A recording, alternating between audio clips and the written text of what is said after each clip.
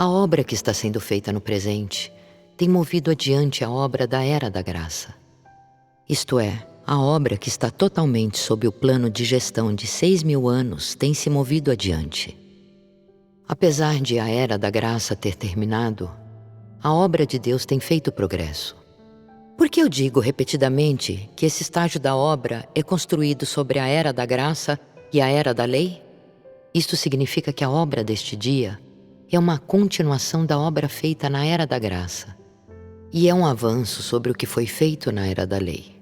Os 3 estágios são muito bem interconectados e cada elo na corrente está firmemente atado ao próximo.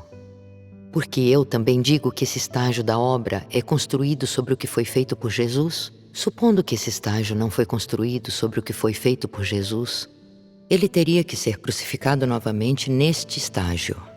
E a obra redentora do estágio anterior teria que ser toda feita novamente.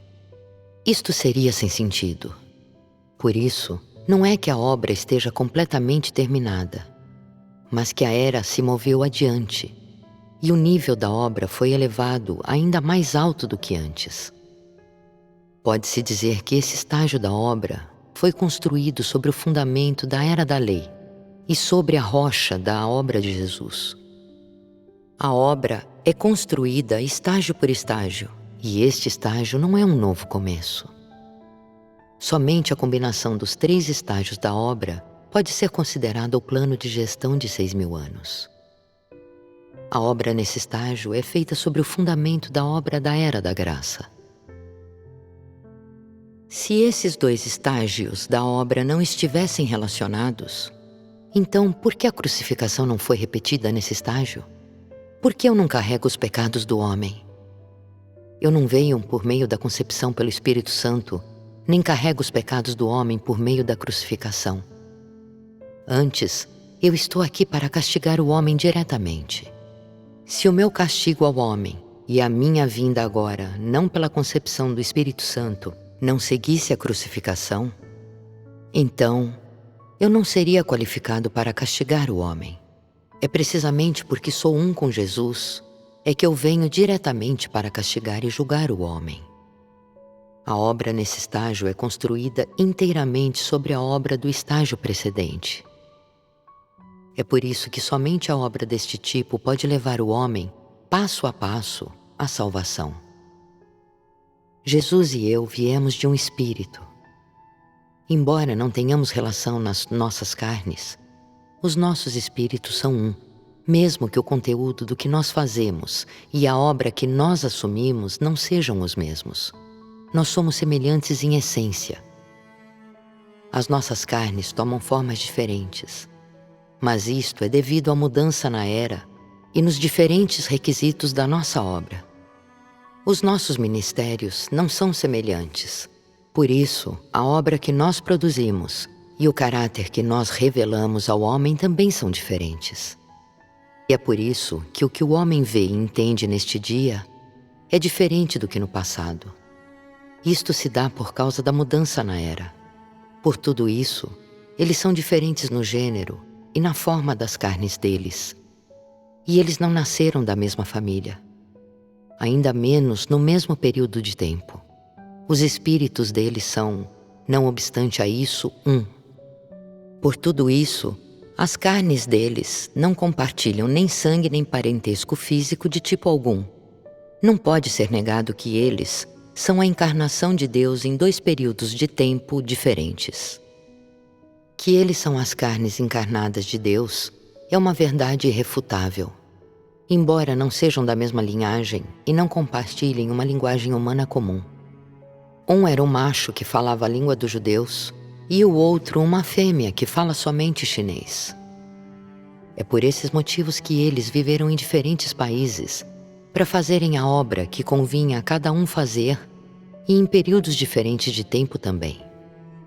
A despeito do fato de que eles são o mesmo espírito, com posse da mesma essência, não há semelhanças absolutas de modo algum entre as cascas externas das carnes deles. Tudo o que eles compartilham é a mesma humanidade, mas no que se refere à aparência externa das carnes deles, e as circunstâncias do nascimento deles, eles não são semelhantes. Estas coisas não têm impacto sobre a obra respectiva deles, nem sobre o conhecimento que o homem tem deles, pois, em última análise, eles são o mesmo Espírito, e ninguém pode separá-los. Apesar de eles não serem relacionados por meio do sangue, todo o ser deles está encarregado dos espíritos deles, que aloca a eles diferentes obras em diferentes períodos de tempo e as carnes deles a diferentes linhagens. De modo semelhante, o Espírito de Jeová não é o Pai do Espírito de Jesus, e o Espírito de Jesus não é o Filho do Espírito de Jeová. Eles são um e o mesmo Espírito, do mesmo modo como se dá com o Deus encarnado de hoje e Jesus. Apesar de eles não serem relacionados por sangue, eles são um. Isto se dá porque os espíritos deles são um. Deus pode fazer a obra de misericórdia e de benignidade, assim como a de julgamento justo e a de castigo do homem, e a de invocar maldições sobre o homem.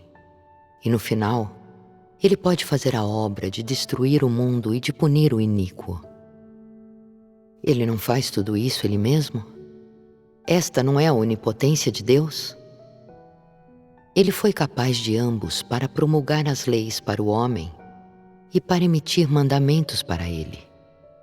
E ele também foi capaz de levar os primeiros israelitas a viver suas vidas na terra e a guiá-los para construir o templo e os altares, mantendo todos os israelitas sob o domínio dele. Confiando na autoridade dele, ele viveu na terra com o povo de Israel por 2000 anos. Os israelitas não ousaram se rebelar contra ele. Todos reverenciaram a Jeová e observaram os mandamentos dele. Esta foi a obra que foi feita, confiando-se na autoridade dele e na onipotência dele. Então, durante a Era da Graça, Jesus veio para redimir toda a humanidade caída, e não somente os israelitas. Ele mostrou misericórdia e benignidade ao homem. O Jesus que o homem viu na Era da Graça foi cheio de benignidade e sempre foi amoroso em relação ao homem, pois ele tinha vindo para salvar a humanidade do pecado.